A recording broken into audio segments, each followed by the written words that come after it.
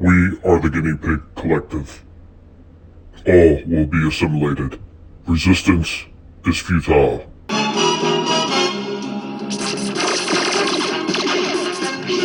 Hey everybody, what's going on? And welcome back to another Toys from the Past. So today's toy line in question is going to be the Gobots. Produced by Tonka, which ran from 1983 to 1987. This toy line was actually based off the figures and characters produced by Poppy of Japan, which is a now defunct character division of Bandai, named Machine Robo. Now, very similar to how the Transformers had done it, they had taken what was pretty much just regular machines and robots and turned them into sentient beings. Now, under the original Machine Robo line, they did not have actual names. They were MR001 or MR01, MR02, and this stood for Machine Robo number 1, number 2, and so on and so on. It wasn't until Tonka took it over that they actually received names, although yes, some of the names were very simple and kind of goofy, Cykill. He's a motorcycle. So, I guess in a way it makes sense. They wanted to keep it simple, and they were riding off the wave of what had become the robot craze of the 1980s. But unlike Transformers, they were also riding off the wave of a still very popular line of toys for children, especially boys, which were Hot Wheels and Matchbox cars. These were still a very sought after thing by kids at the time. So it just made sense to make these robots the same size as the Matchbox and Hot Wheels cars, and they sold extremely well. Now, as well as they did in Japan under the Machine Robo line, it wasn't until 1983 when Tonka actually created the Gobots line, when they made a partnership with Bandai and brought them to the States and started selling them around the world with actually new names and semi-backstories by a way of Hanna-Barbera cartoon.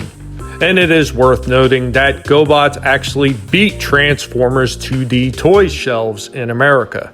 Some people will tell you that they beat them by a few months. No, this is not correct. They beat them by almost a full year. Now, in that time, Gobots had actually become the hottest selling converting robot toys and did very well, and the Transformers finally began production and had overtaken them, and by 1987, the Gobots line was canceled.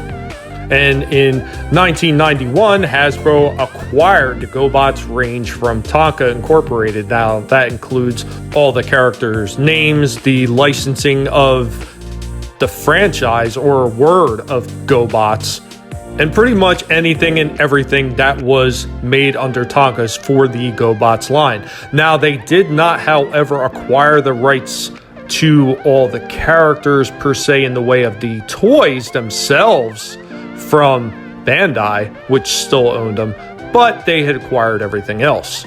Now, probably where they had failed a little bit is, unlike Takara and Hasbro, where Hasbro started releasing them as Transformers, Takara seen not only the potential of having a merged toy line between the two companies, but also the amount of money that Hasbro was raking in, so they formatted their toys, no longer Diaclone and Microchange, to also all be Transformers.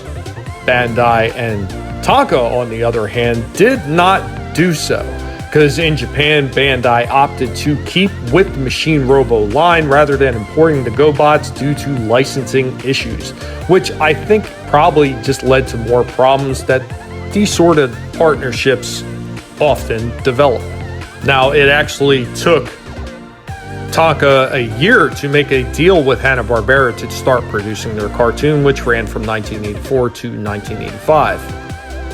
I think that this is probably one of the things that actually truly killed their franchise, because if they would have been able to jump on a cartoon based off their figures earlier, I think this may have given Gobots a little bit more longevity. I myself personally did not hate the Gobots. I actually had many of them myself, and I still have a few now that have been reacquired over the years. While I still say the Transformers are by far the better toy franchise, the Gobots do have a special place for me as well. And for those Transformer purists out there to just say that the Gobots were Kmart knockoffs and everything else, you got to remember this. Without all the other toys that had come before to create this converting toy robot craze, the franchise known as the Transformers might not have been able to take off the way that it did. It may very well have remained grounded like the earlier Diaclone line that they tried to bring over to the States in the form of Diacron.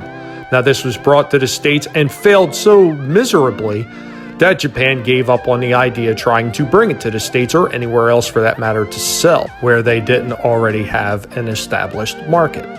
Of course, when I seen the cartoons, I had to have most of the ones that I seen on that cartoon. And there was really only 6 to begin with. There was Cykill, there was Crasher, there was Coptor, Leader 1, Turbo, and Scooter. Now, I had all of them except Crasher early on. And you know what? I had those toys for many years, and everybody talks about the frailty of the Gobots. Well, mine had never broken, not once. So I really don't know what everybody else was doing them. Maybe they were throwing them off ledges or something like that. But yeah, mine never broke. So I never quite understood the myth that these things were extremely cheap and just fell apart.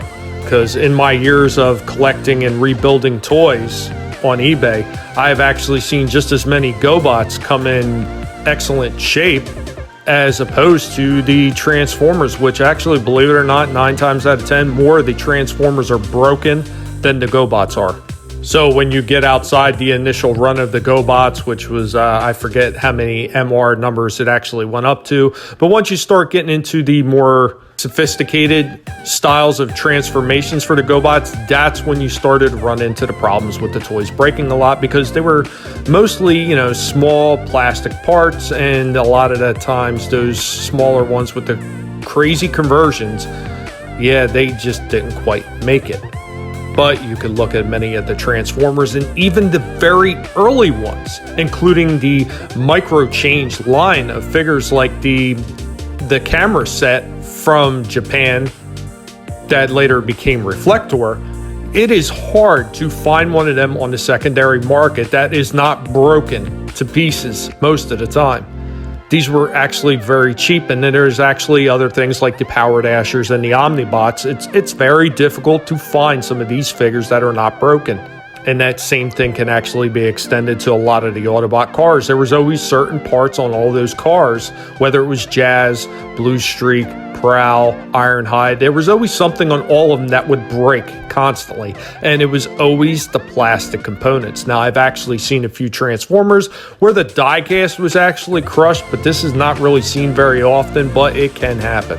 So I actually have a few of the Super Gobots that I've wound up reacquiring over the years of buying Transformers parts, because they wound up being thrown in with a Transformers lot, which I really didn't have a problem with it. And some of them are in incredible shape. It's actually quite surprising how good a shape some of these figures are in.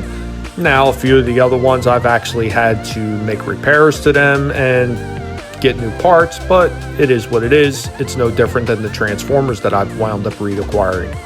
So, did you guys have Gobots? Did you like them, or did you hate them? Did you really think that they were the Kmart knockoffs of the Transformers? Let me know what you think in the comments down below. And of course, as always, if you've enjoyed yourself and you like the content and what I've had to say, go ahead and destroy that like button for me.